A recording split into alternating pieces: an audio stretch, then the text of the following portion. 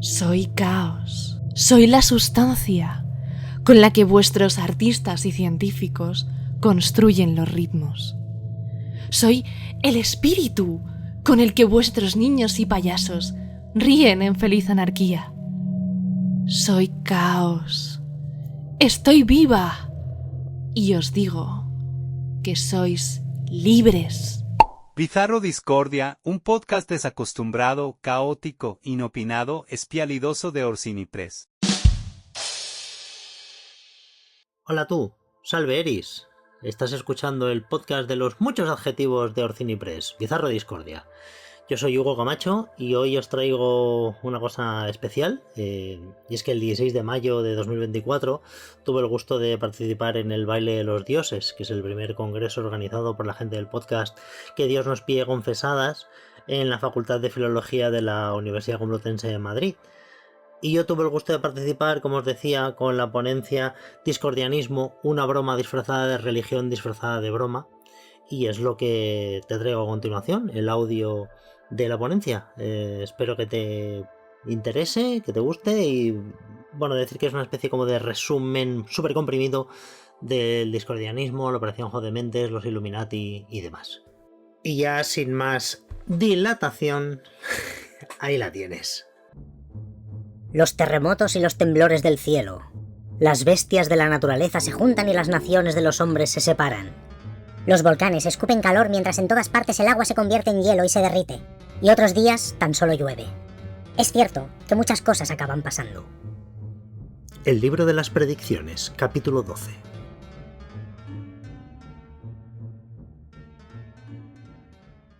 Bueno, buenos días, muchas gracias Óscar. Muchas gracias también por invitarme hoy aquí y salve Eris. Voy a hablaros de discordianismo o erisianismo, que es una religión de concepción irónica o satírica, paródica también, que adora a la diosa grecorromana del caos, la discordia y la confusión. Eris para los griegos o discordia para los romanos. Y uno de sus mayores divulgadores, y de donde saco el título de esta ponencia, fue Robert Anton Wilson, y dijo de ella que fue una broma disfrazada de religión que acabó siendo una religión disfrazada de broma. ¿Cómo llegamos a ese punto, ¿no?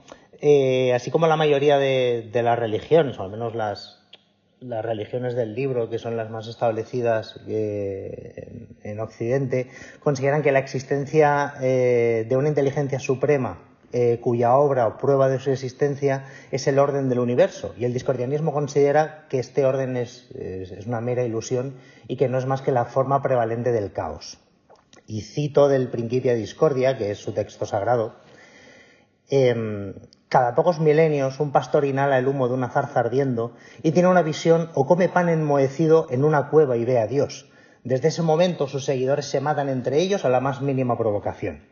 Casas encantadas llamadas templos son construidas por un lado y derribadas por otro, y el derramamiento de sangre continúa sobre cimientos que se desmoronan. Las religiones organizadas predican el orden y el amor, pero solo engendran caos y furia. ¿Por qué? Porque el universo material es propiedad exclusiva de Eris, diosa grecorromana del caos, la confusión, el conflicto, el desorden y el revoltijo. Con esta base caótica de su creencia y como contraposición, como hemos podido ver, a las religiones organizadas, el discordianismo se considera a sí mismo una religión desorganizada.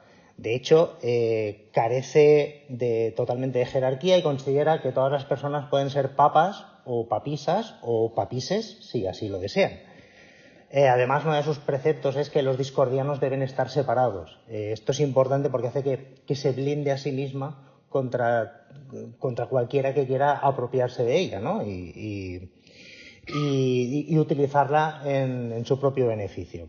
Tú puedes decir como papa que ahora la máxima autoridad eres tú, pero como todo el mundo es una máxima autoridad, todos pueden refutar esto que tú estás diciendo. Además, es una religión sin profetas, se niega a tener profetas, pero puede tener muchos santos, y algunos de los cuales pueden ser personas reales, como Terry Pratchett o el emperador Norton I, o personajes de ficción como Don Quijote o Ralph Wiggum. Si bien el origen del movimiento discordiano data de finales de la década de los 50, cuando fue concebida por dos adolescentes estadounidenses, Gregory Hill y Carrie Thornley. La primera edición de su texto sagrado, este Principia Discordia que he citado, data de 1963. Durante la década de los 60 del siglo XX se propagó gracias sobre todo a publicaciones underground, a fanzines y al boca a oreja. Más tarde se popularizaría en la década de los 70 gracias a la trilogía Illuminatus de Robert Shea y Robert Anton Wilson. Y en los 80, gracias a cierto fandom de la ciencia ficción y los juegos de rol, y luego ya a partir de ahí con la llegada de Internet. El humor y la parodia, como más o menos habéis podido ir viendo, juegan un papel muy importante en el discordianismo, aunque tengo que decir que los discordianos nos lo tomamos bastante en serio, en cierto sentido. Y todo lo que tiene que ver con el discordianismo es en esencia paradójico, y los discordianos se ríen de sí mismos y de los demás. Como carece de jerarquía, también se considera una religión anarquista, también por su marcada tendencia antiautoritaria y libertaria. Y para añadir aún más caos y diversión, diré que para el discordianismo todas las religiones son verdaderas, cosa que se aleja un poco de la concepción, sobre todo cristiana, que parece haberse instaurado en esta parte del planeta sobre las religiones, ¿no? Que si crees una cosa no puedes creer otra. Pero, por ejemplo, para el cristianismo, o crees en Dios o estás equivocado, entonces eres un hereje o un pagano o un demonio.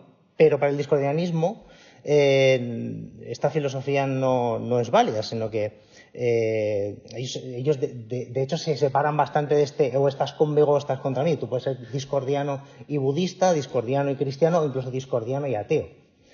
Y esto se debe, y aquí quiero citar a Carol Cusack, a la visión discordiana no dualista y en última instancia monista de la realidad.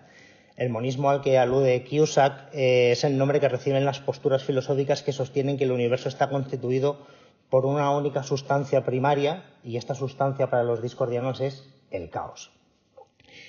Luego este punto de vista también está en consonancia con algunas religiones asiáticas de orientación mística y panteísta, que se alejan por completo de los conceptos de verdad absoluta y de un poco del enfrentamiento que decía antes, ¿no? El discordianismo, de hecho, no tiene dogmas, que son verdades absolutas, sino que tiene catmas, un juego de palabras entre dog, perro, y cat, gato, y los catmas son metacreencias relativas. Y sobre esto, pues Robert Anton Wilson comentaba que en un principio no tuvieron una intención de crear una parodia de religión, sino una especie de guerrilla ontológica. Esta visión del movimiento erisiano como guerrilla ontológica es lo que hace que el discordianismo constituya lo que podría considerarse una religión posmoderna, ya que no se puede entender tampoco sin una serie de factores que en un principio serían exógenos a un culto religioso, y no deja de ser producto de su contexto específico. Es la sociedad estadounidense de los 60, la contracultura que, en cierto modo, los discordianos se dice que ayudaron a crear, y el pábulo que se le daba en esta sociedad a las teorías de la conspiración. No se puede desligar también el discordianismo de las teorías de la conspiración, ya que la idea de crear esta guerrilla ontológica surge cuando uno de sus fundadores, Carrie Thornley, que había estado en el cuerpo de marines con Lee Harvey Oswald, apareció en la lista de imputados por el asesinato de John Fitzgerald Kennedy. Tanto la investigación como el sumario del caso estuvieron sumidos en toda suerte de polémicas que aún hoy duran, y se puede considerar un momento canónico en cuanto a la evolución de la conspiranoia. Y este momento en concreto fue cuando Alan Chapman, uno de los colaboradores del fiscal del distrito de Nueva Orleans, Jim Garrison, declaró en público que detrás del asesinato de Kennedy no solo estaba la CIA y la mafia, sino que también estaban los Illuminati de Baviera. De esta manera, en realidad lo que estaba haciendo Alan Chapman era resucitar una conspiranoia que ya existía en la política estadounidense. No es que ahora con YouTube y los Anunnakis y los reptilianos se haya aparecido. Digamos que la conspiranoia Illuminati tiene una tradición bastante importante. Lo que pasa es que no había llegado a los niveles de paroxismo que ha llegado ahora, ¿no?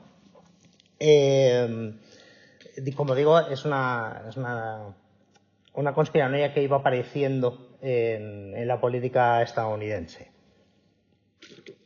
La Orden de los Iluminados de Baviera, para hacer un pequeño resumen, fue fundada por el ex jesuita Adam Weishaupt en 1776, que también es el año en el que se fundó la República de los Estados Unidos, pero fue disuelta 9 años después, en 1785, y no han vuelto a existir desde entonces, aunque a mucha gente le pese esto, ¿no?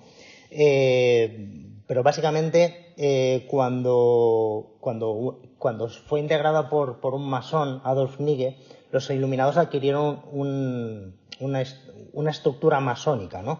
Los principios que regían a los Illuminati no distaban mucho de los principios de la Iluminación o de otras logias masónicas, porque promulgaban la libertad, la igualdad y la fraternidad, la divulgación de los incipientes derechos humanos, la educación universal, y se posicionaban de manera no violenta contra el absolutismo y el poder religioso. Pero como era una sociedad secreta, ya desde que la disolvieron empezó a aparecer en teorías de la conspiración antimasónicas, especialmente debido a la obra de dos monjes, el francés Agustín Barruel y el escocés John Robison, que crearon el falso mito de que ellos estuvieron detrás de la Revolución Francesa y de todas las revoluciones que podrían venir después. Este mito pasó a los Estados Unidos en la campaña electoral de 1800, cuando la oposición del candidato del Partido Demócrata Republicano, Thomas Jefferson, acusó a este de ser el candidato de los Illuminati.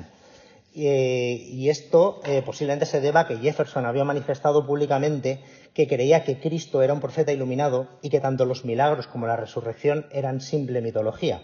Jefferson además también era masón, como la mayoría de los padres fundadores de los Estados Unidos, como se puede ver en la simbología de los billetes de dólar, el escudo y demás, ¿no? Lo que pasa es que la oposición a Jefferson no contó con que la maquinaria publicitaria que tenían ellos en contra, más el resultado que favoreció a la campaña de Jefferson, y precisamente los acusaron a ellos de ser los Illuminati. Entonces esto hizo que la opinión pública decidiese votar a Jefferson porque era el candidato que iba a luchar contra los Illuminati. Y con esto lo que podemos ver es que ya las teorías de la conspiración están insertadas en la democracia estadounidense ya desde el mismo momento en el que se gestaba esta democracia. Entonces, sea como fuere, cuando el equipo del fiscal de Nueva Orleans, Jim Garrison, rescata esta conspiranoia Illuminati y decide incluir a uno de los fundadores del discordianismo en su acusación, hizo que los discordianos se remangaran básicamente y decidieron montar esta guerrilla ontológica que dieron en llamar Operation Mindfuck, en castellano Operación Jodementes. No olvidemos que Eris es la diosa de la confusión. Entonces los discordianos se dedicaron a alimentar la conspiranoia para vengarse precisamente de esta imputación, ¿no? Mediante esta campaña se dedicaron a publicar anuncios en los periódicos animando a la gente a unirse a los Illuminati, y además publicaron artículos y notas de prensa inventados en diarios anarquistas o de izquierdas, en publicaciones para adolescentes como Teen Set, que era una revista musical popular en la época, o incluso llegaron ya al gran público publicando también artículos falsos en la revista Playboy, que a finales de los 60 tenía una tirada bastante importante en Estados Unidos. Y luego más tarde, ya con la publicación de la trilogía Illuminatus de Robert Shea y Robert Anton Wilson, se popularizó y ese momento en que fue cuando la conspiranoia de los Illuminati se acaba afianzando todavía más en el imaginario colectivo, y esto era porque los discordianos decidieron vengarse de esta gente, pero es como muy gracioso porque cosas que se inventaron los discordianos, que aparecen en la trilogía Illuminatus, que es una novela de ficción, siguen apareciendo en cosas que se dicen hoy en día sobre los Illuminati y demás, y dices, pero si esto se lo inventaron estos chavales. Pero bueno, como podemos comprobar, el discordianismo está muy afianzado en el contexto y su influencia abarca la concepción moderna de las teorías de la conspiración, otras religiones de corte más o menos paródico, como la Iglesia de los Subgenios, el pastafarismo, el diudismo o el culto de Kek, pero también se ha expandido a otros terrenos tan dispares como la industria del entretenimiento, la literatura, el cine o la música, y también la informática o la magia del caos. Y quizás es con esta última, con la magia del caos, con la que tengo más puntos en común debido a la naturaleza descentralizada de ambas y por su resistencia a toda forma de ortodoxia. Esta visión deconstructiva y monista que comparten tanto la magia del caos como el discordianismo, y en la que colapsan los opuestos binarios, es la que ejerce una mayor influencia en varios frentes de la cultura popular. Y voy a volver a citar a Robert Anton Wilson y su cita de que el discordianismo era una religión disfrazada, una broma disfrazada de religión, que acabó siendo una religión disfrazada de broma, ya que con el tiempo se ha afianzado como religión debido a esta naturaleza que decía, al alcance de su influencia y al hecho de que sus seguidores la siguen tratando como un culto, en ocasiones de manera irónica, en otras de forma postirónica y a veces como broma y otras como sistema de creencias que se pueden adoptar un poco a conveniencia, ¿no? Bueno, y ya por último también para acabar, debemos decir que las actividades discordianas no han terminado hoy en día, incluyendo todas las manifestaciones de esta operación Jodementes, y lo que pretenden es una iluminación de guerrilla, ¿no? Y a disipar las ilusiones de aquellos a los que pillan desprevenidos, tanto si quieren ser liberados de la ilusión del orden como si no. Y hasta aquí, salve discordia.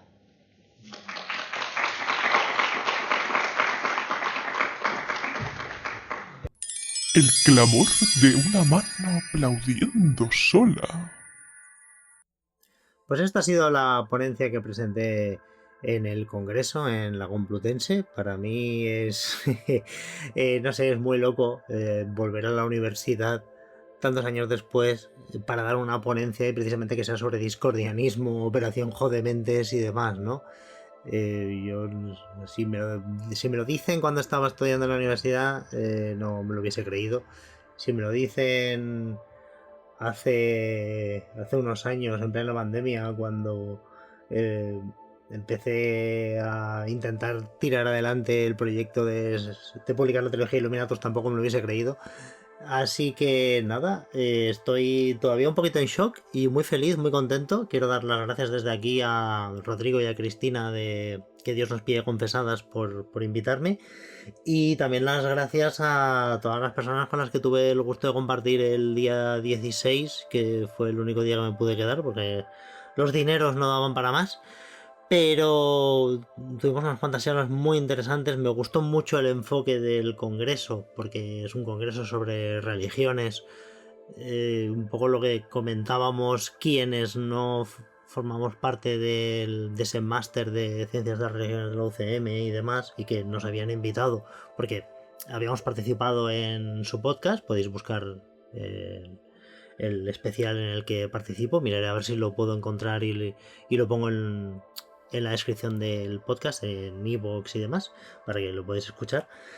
Lo que decía que nos gustaba mucho el enfoque, ¿no? Que no era solo de las religiones mayoritarias, sino que estuvimos escuchando en la misma mesa en la que estaba yo, por ejemplo, se habló de Doreen Valiente, que es una de las máximas, una de las creadoras, por así decirlo, de la Wicca, más allá de su fundador, sobre el emperador japonés y esta relación que tiene con este estatus místico, ¿no?, que tiene el emperador japonés, sobre el Ragnarok. Luego también se habló de tarot, se habló de la misa negra en el satanismo, se habló de cómo se percibe el imaginario sectario y de cómo la gente percibe las sectas. Todo realmente fue como muy interesante, y espero que el año que viene lo repitan, y no sé, si nos quieren invitar, pues ahí estaremos para seguir hablando de lo que nos dejen. Espero que sea sobre discordianismo. Y hasta aquí lo que decía, espero que os haya gustado. Sé que tendría que haber tocado un podcast un poquito más largo, pero la preparación de la ponencia me ha tenido un poquito absorbido, aunque ha sido corta y es un resumen de las cosas que he estado explicando. Pero me quería haber centrado también un poquito más en el tema de la risa, en el discordianismo y en las religiones, pero es otro agujero de conejo por el que me he caído y para el que necesito poner un poco las ideas en orden. Espero dedicarle un capítulo más adelante en el podcast. Y nada, seguiremos. Si estás por Barcelona la semana en la que sale esto, el último fin de semana de mayo, estaremos en la Feria Literal y allí nos podrás contar lo que te apetezca, comprar unos libricos si te apetece, escuchar las charlas. Voy a estar con Álvaro Aparicio el sábado por la mañana a las 10:30 hablando de Atlas Negro.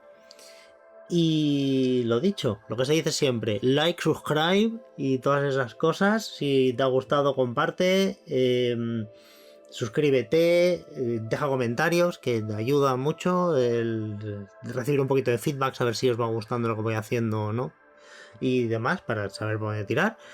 Y si me queréis tirar dinero, ya sabéis que está el Patreon de Orcinipress en patreon.com/Orcinipress, y allí voy subiendo los audios y los extras, con por ejemplo el texto de esta ponencia, junto con un par de párrafos sobre el papel de la risa, que se me quedó corto y tuve que recortar. Lo tienes allí en el Patreon de Orcinipress, para la gente de nivel destaco y superiores. Y eso, y ya sabes, aquí estamos y seguiremos. ¡Oh, salve Discordia! Pronto nos vemos. Pronto nos vemos.